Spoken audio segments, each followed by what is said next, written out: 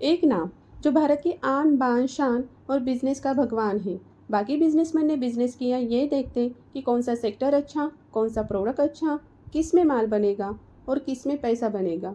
लेकिन रतन टाटा जी ने बिजनेस किया ये सोच के ऐसा क्या काम करूं जिसकी देश को ज़रूरत है, कौन सा प्रोडक्ट कौन सी इंडस्ट्री में जाऊं जिससे देश का भला हो। बाकी बिजनेसमैन अपना बैंक बैलेंस और नेटवर्क बढ़ाने के रेस में रहे और रतन टाटा जी रहे भारत का मान सम्मान बढ़ाने के रेस में। आज की वीडियो श्री रतन टाटा जी को समर्पित है, जो कि उन्होंने भारत की बिजनेस जगत में और समाज के लिए किया। रतन टाटा जी ग्रुप के चेयरमैन बने 1991 में। तब टाटा ग्रुप के पास टोटल 95 कंपनियां थीं और हर कंपनी अलग अलग सेक्टर में काम कर रही थी। इनमें कोई एकता नहीं थी, सब अपने अपने धुन में चल रहे थे। कोई सेंट्रल अथॉरिटी नहीं थी और पूरा फोकस इंडियन मार्केट पर था। बाहर कोई ध्यान ही नहीं दे रहा था।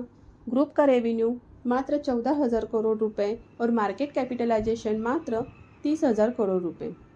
फिर जब रतन टाटा जी सीन में एंटर हुए और 2012 में रिटायर हुए, तब तक वो क्या कर चुके थे ये सुनिए।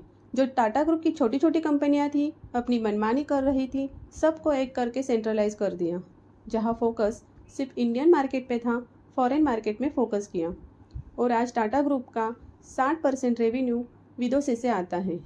टाटा ग्रुप ब्रिटेन का सबसे बड़ा एम्पायर है, यानी वो देश जिसने कभी भारत पे राज किया था, वहाँ पे हम राज कर रहे हैं।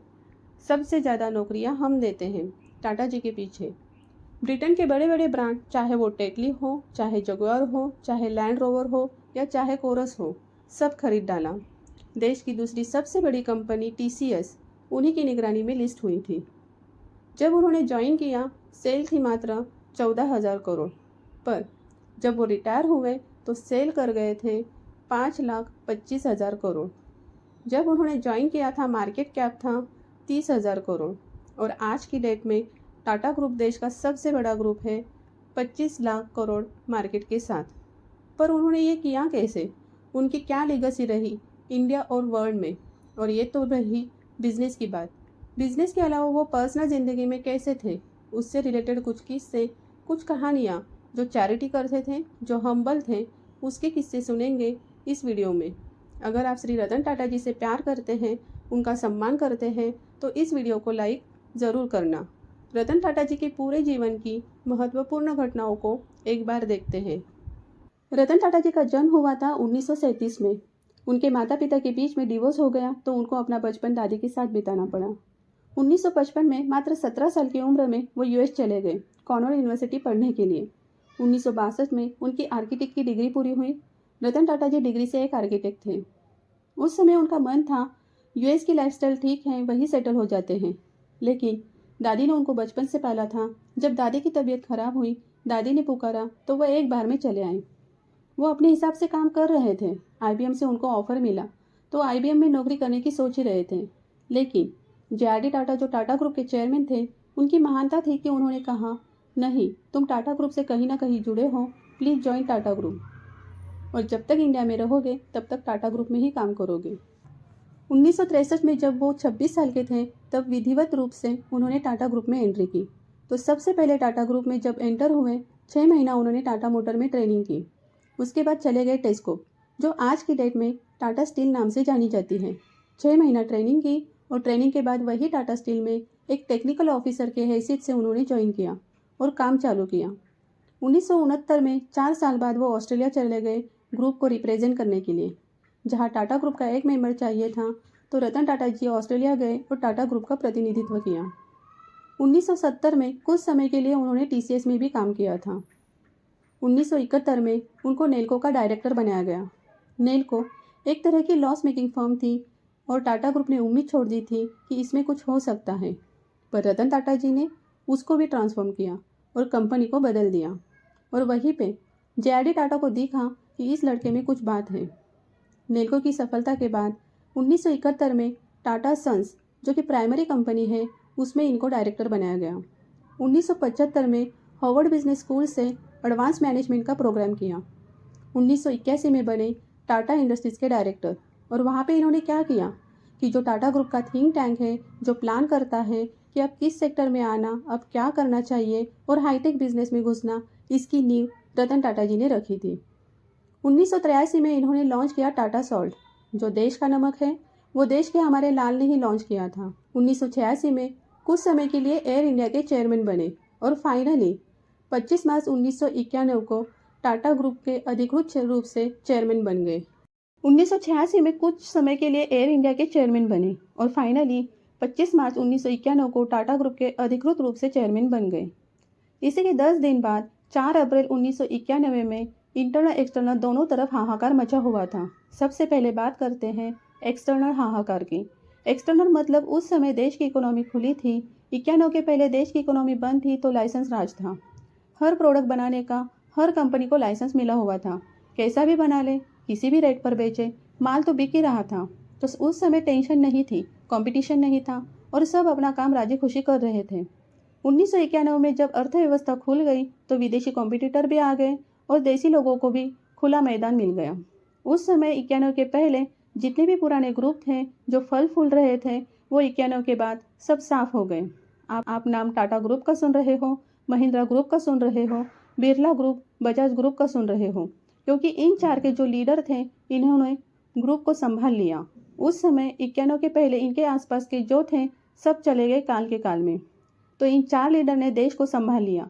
ये तो था एक्सटर्नल, क्योंकि उस समय विदेशी कंपनियों से भी लड़ना था और बाकी सब से भी लड़ना था और मैदान खुल गया था।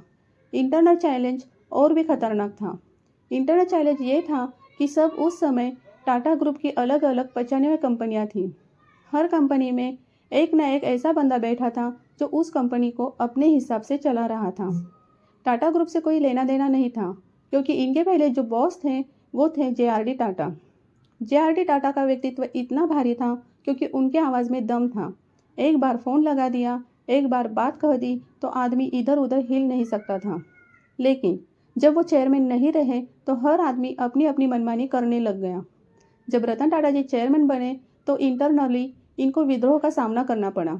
इन्होंने इस विद्रोह को पूरा कंट्रोल करते हुए पुराने जो व्यक्ति इस तरह की तानाशाही कर रहे थे उनको सबको हटाया। रिटायरमेंट एज नहीं थी, कोई भी आदमी जब तक जिंदा है तब तक काम कर रहा था। रिटायरमेंट एज डाली, नए टैलेंट के लिए जगह बनाई, बाकी सब ग्रुप की कंपनीज में अपने हल्के हल्के स्टेक्स बढ़ाए और टाटा सन्स जो उसकी चेयरमैन कंपनी थी उसका दबदबा बढ़ाया ताकि कोई कंपनी इधर उधर ना निकले। अगर रतन टाटा जी 1991 में ज्वाइन नहीं करते तो 2000 तक आते आते टाटा ग्रुप की बहुत सी कंपनियां अलग अलग डायरेक्शन में चली जाती। बिना टाटा ग्रुप के कंट्रोल के उस समय जितनी भी कंपनीज थी सबका फोकस था इंडिया में काम करो, इंडिया में काम करो। इन्होंने कहा वाह इंडिया, इंडिया में तो काम करना है, पर इंडियन कंपनी बाहर जाकर अपना डंका कैसे बजाएगी, उस पर इन्होंने प्रयास चालू किया शुरुआती सन 2000 से। सन 2000 में इन्होंने टेटली, जो कि एक ब्रिटिश ब्रांड था, उसको खरीद लिया। तहलका मच गया पूरे भारत में और विश्व में कि एक इंडियन कंपनी ने बाहर जाके विदेशी कंपनी को खरीद लिया, वो भी खुद से बड़ी। टाटा टी ने खरीदा।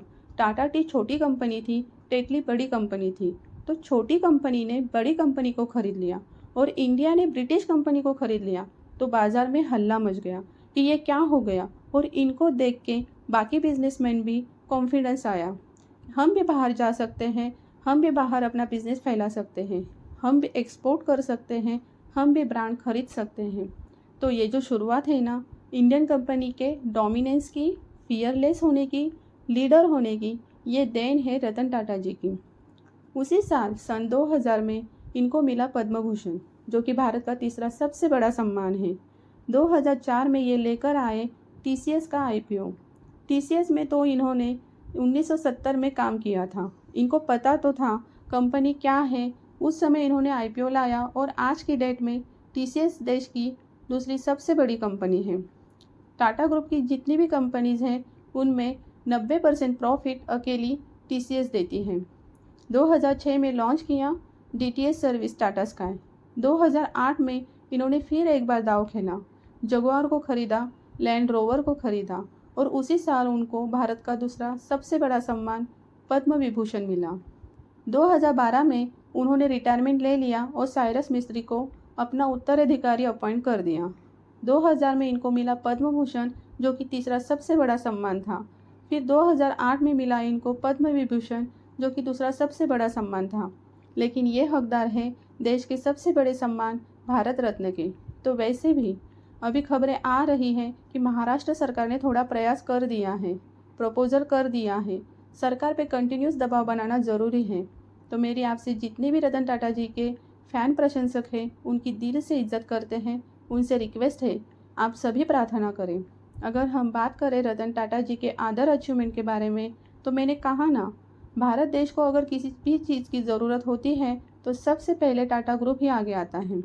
तो आज की डेट में हमको पता है कि अगर वर्ल्ड टेक्नोलॉजी में आगे जाना है तो हमको चाहिए सेमीकंडक्टर चिप, पर उसके प्लांट में एक्सपर्टीज़ बहुत लगती है, पैसा बहुत लगता है, रिस्क बहुत लगता है।